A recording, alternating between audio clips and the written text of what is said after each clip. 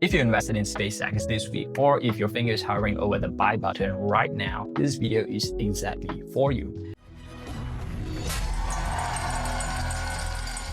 Quick recap of the numbers first.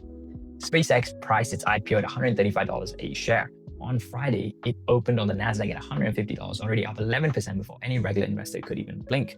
During the day, it ran as high as $176 and it closed at $161, up about 19%, valuing the company at $2.1 trillion. It raised $75 billion in the process. The biggest IPO in history, almost triple the old record. See, on the surface, this seems like an incredible win, but here's the thing that I keep coming back to.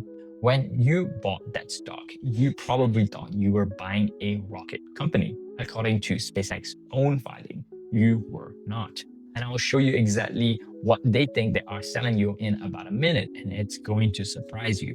There is also a specific number from 20 years of IPO history that should genuinely concern you, and a date about a year out that every single holder needs in their calendar. Both of these are coming, so let's start with what you actually own. So here's what is hiding in the filing. Every company that goes public has to estimate its total addressable market, basically the biggest the business could ever theoretically get. SpaceX puts that number at $28 trillion, and they didn't hedge it. The filing literally says, and I'm quoting, the largest actionable total addressable market in human history. And sit with that for a second. Global GDP, the entire world economy, is around $110 trillion. SpaceX is telling investors this opportunity is a quarter of the whole planet's economy, but that's not even the strange part. The strange part is where that number comes from. Of that 28 trillion, roughly the 26 trillion, about 93%, is attributed to AI, not rockets, not Starlink, and not Mars. AI. Read that again because it reframes the entire investment. By SpaceX's own math, the rocket company you think you bought is about 7% of the story. The other 93% is a bet that an AI business, one that only was acquired in February, becomes one of the biggest things on Earth. You didn't buy SpaceX, the rocket company. You bought an AI startup wearing a rocket company as a costume. And the money is following that pitch, not the rockets. Around 60% of last year's capital spending, roughly $20 billion, went into the AI division, a division that grew revenue only about 22% while burning through cash. Compare that to Starlink, the genuinely brilliant part of this business. $11 billion in revenue, $4 billion in actual profit. Starlink makes the money and AI spends it. Here's the single sentence that should change how you see this stock. Without the AI merger, SpaceX made around $800 million in profit in 2024. With it, the company lost nearly $5 billion in 2025. The profitable rocket and internet company was deliberately turned into a money-losing AI company on purpose, which raises an obvious question. If SpaceX was already profitable and had no real competition, why blow that up and rush to the public markets now? That answer is on the debt page of the filing. Here's the thing, this IPO had a deadline. The filing discloses $29 billion of long-term debt, and inside that number is the detail that matters. A $20 billion bridge loan that has to be repaid within 6 months of a successful listing. 6 months. So this wasn't purely a victory lap. Part of it was a bill coming due and a much bigger appetite behind it. The AI division is losing somewhere around $2.5 billion. That is what it burned in just the first 3 months of this year alone. Starlink's profits, as good as they are, can't cover a whole that size. So where does the money come from to keep feeding it? You, the public. That is what this IPO is really for. And this is where it gets genuinely uncomfortable, because the way a lot of AI revenue works in this industry right now is not what it looks like on the surface. Let me explain. This is the part nobody selling you the stock wants you to dwell on. Across the whole AI industry right now, there's a pattern called circular financing. It works like this. A giant chip maker or a cloud company invests billions into an AI startup, and that startup immediately turns around and spends those billions buying the giant's chips or cloud service. The money goes out one door and comes back in another. The investor books it as a sale, the startup books it as a funding. Everybody's numbers go up. but it's largely the same money going in circle. This isn't a conspiracy theory, it is documented across the sector. Nvidia funds AI companies that then buy Nvidia chips. Amazon backs one AI lab, AMD backs another, and SpaceX's own AI arm sits right in the middle of these arrangements. The pattern got so noticeable that Nvidia reportedly had to send a memo to Wall Street analysts insisting that, in their own words, they are not the next Enron. When a company has to tell you it's not Enron, that's usually worth slowing down for. Now apply that lens to the contract SpaceX bulls keep quoting, the deal where Anthropic, the company behind Claude, pays SpaceX $1.25 billion a month for data center compute, roughly $40 billion in total, treated like guaranteed revenue. There are two problems with these. One is either side can cancel within just 90 days of notice, so it is a purchase order, not a guarantee. And two, in an industry running on circular financing, you have to ask how much of this whole AI economy is real end customer demand, and how much is just capital sloshing between the same handful of companies to make everyone's IPO look better. I'm not saying SpaceX is a fraud, it absolutely isn't. What I am saying is that 93% AI story you're being asked to pay 94 times the revenue for is leaning on an industry where the revenue is, let's say, more circular than it first appears. That should affect the price you're willing to pay. So what is a fair price? History as a brutal answer. So here's a number I promised you at the start. What 20 years of IPO history says about buying hyped IPOs on day one of the listing. Researchers studied 27 of the most hyped tech IPOs of the past 2 decades. Google, Facebook, Alibaba, Uber, Coinbase, all the way to Reddit. And crucially, they measured returns from the first day closing price. The price retail investors like you and me actually pay, not the insider price.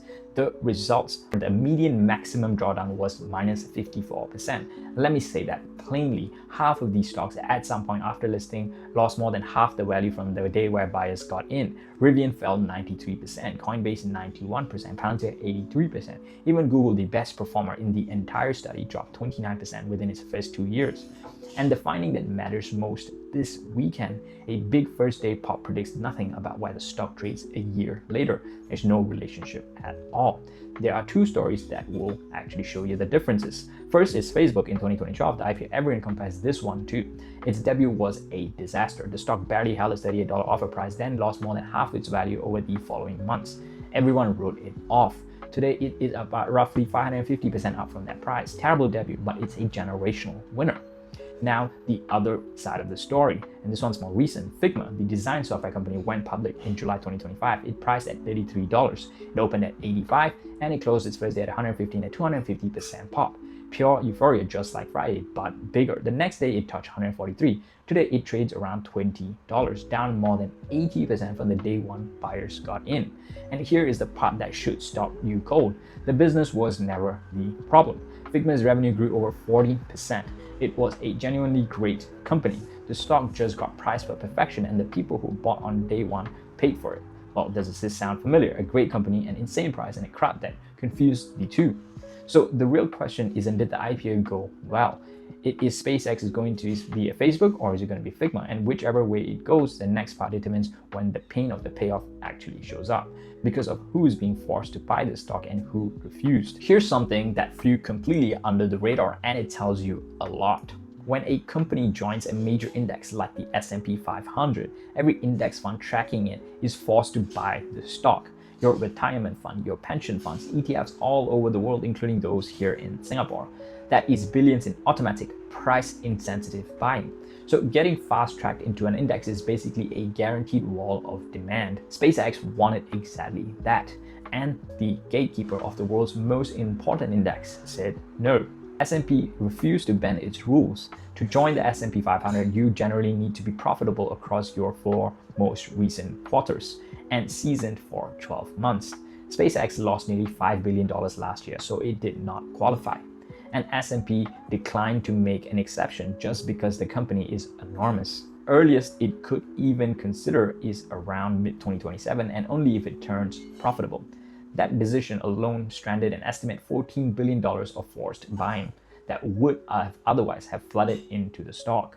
Think about what that means. The single most respected index in finance looked at this company and said, too risky, and too unprofitable. You wait in line like everyone else. But the Nasdaq changed its rules so SpaceX can join the Nasdaq 100 in just 15 trading days, down from 3 months. Forced buying isn't gone, it's just coming through a different door, late June and early July. And here's why that matters to me personally, and maybe to you.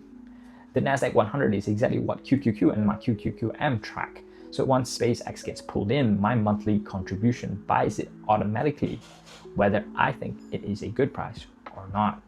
That's millions of investors worldwide about to become forced buyers of a stock the S&P 500 just rejected. And we have seen this movie. When Tesla joined the S&P 500 back in 2020, the stock ran up around 70% into the inclusion date as traders front ran and forced the buying, then drifted sideways to down for weeks once that buying exhausted. Buy the rumor and sell the inclusion. Keep that pattern in mind over the next few weeks. Which brings me to the date I told you to mark at the very start, mid-2027. Write it down. Two things converge here. One, the lockup expires. Right now, insiders can't sell. Musk, who controls over 82% of the voting power, is locked for a year, along with thousands of employees and early investors who have waited up to 24 years. Around mid-2027, all of them get their first chance to cash out. Two, there's also the earliest SpaceX could qualify for the S&P 500 if it turns profitable. So you've got a potential wave of insider selling landing in roughly the same window as a possible second index event, known and scheduled and circled on every trader's calendar. And notice those brutal drawdowns from the history section mostly hit within the first 12 to 24 months. That's exactly the window SpaceX is entering right now. So this is my honest position on this. I'm not buying at $161. Not because SpaceX will fail. It might be the most impressive company alive in the future, but because everything we just covered says patient money will wait. A 93% AI bet, 94 times the revenue, an industry running on circular money, a debt headline, and an index S&P rejected, and a drawdown window opening. I will own it anyway soon because through QQM, which I automatically invest. And honestly, that small passive slice is the only way I want exposure to a story this speculative. If you already bought, you don't need to panic. You need a thesis. Know that you own an AI company and not a rocket company. Expect a drawdown, possibly a violent one because history says so, and decide now before mid-2027 what you will do when it comes. And let's be honest about the one thing holding this whole thing up. It isn't in any spreadsheet, it's Elon Musk himself. He has an almost cult-like following of investors who will buy anything with his name on it. And to be fair, he's earned some of it. People laughed at reusable rockets, he landed them. People said Tesla would go bankrupt. It became the most valuable car maker on earth. Betting against him has been expensive. But here's the uncomfortable truth. Past Elon doesn't guarantee future Elon. Nobody knows if he can pull off Starship at the scale data centers in orbit and Grok catching the AI leaders all at once across multiple companies with your money funding the timeline. Faith is not a thesis. If Elon always figures it out is your entire reason for holding, that is not investing, that is hoping. Genuinely curious, is SpaceX a Facebook or a Figma? And are you comfortable that your index funds might be buying it for you whether you like it or not?